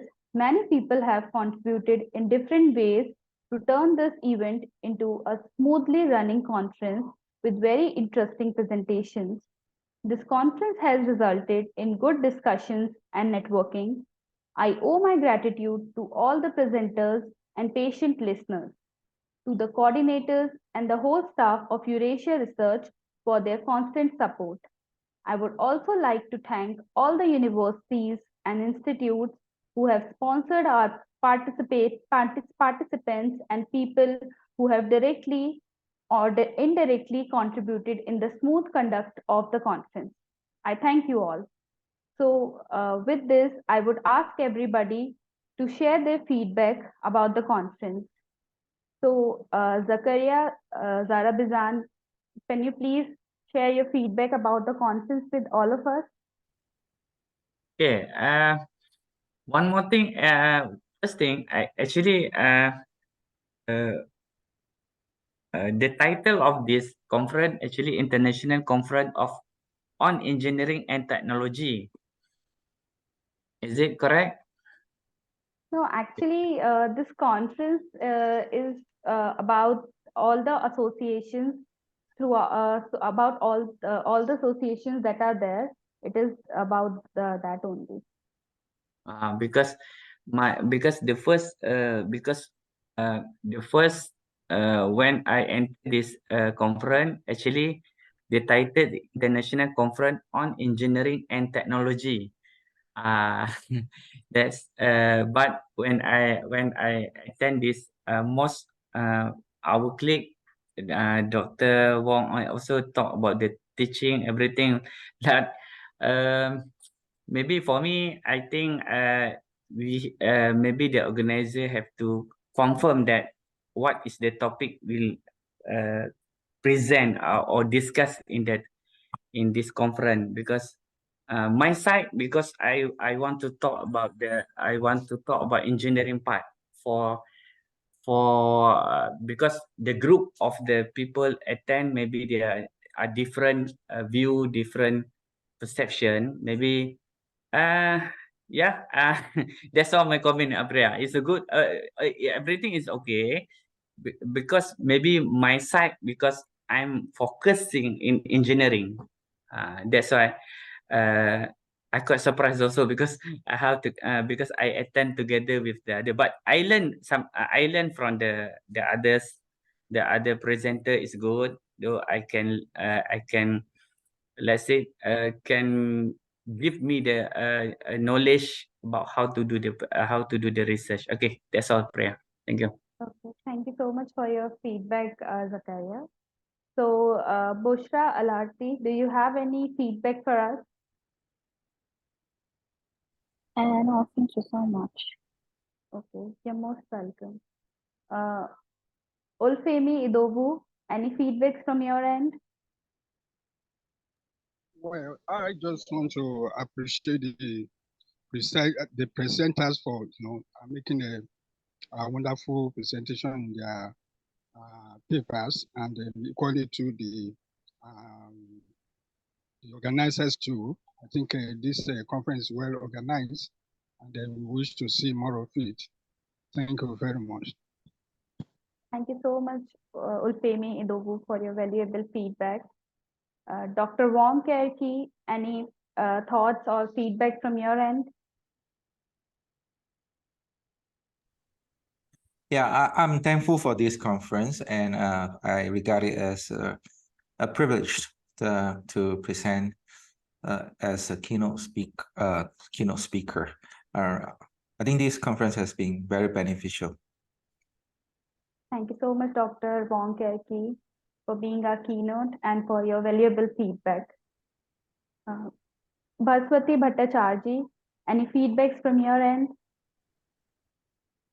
And yes, I would just like to extend my heartfelt thanks to Eurasia Research for accepting my research proposal here. And it's just a great platform for me to be able to present my PhD synopsis here in front of so many people. So thank you so much for that. Yeah, most welcome, Bhaswati Bhattacharjee, and thank you so much for joining us today. Anur Mamadova, we would like to have some feedback from your end too. And I also would like to express my sincere gratitude for organizing such an excellent conference. And I look forward to attending your next event. Thank you. Especially, I'd like to thank to Dr. Wong Kirki because of his speech on the topics with children with the special needs. Thank you. Thank you so much. You're most welcome, Anur, and thank you so much for joining us today. So moving ahead. So these are the list of our upcoming conferences. So Eurasia Research conducts conferences around the world. Our next conference in November 2023 would be in Singapore and Kuala Lumpur. In December 2023, it would be in Bangkok and Bali. In January 2024, the conferences will be in Paris and Tokyo. I would request you all to refer these conferences to your friends and family. This comes to the end of the conference for today. I thank you all to be such a patient listeners as well as so nice presenters. And I hope it was a great presentation and it was a great conference. Thank you everyone for joining our conference today. Have a nice day ahead and hope to see you at our future conferences.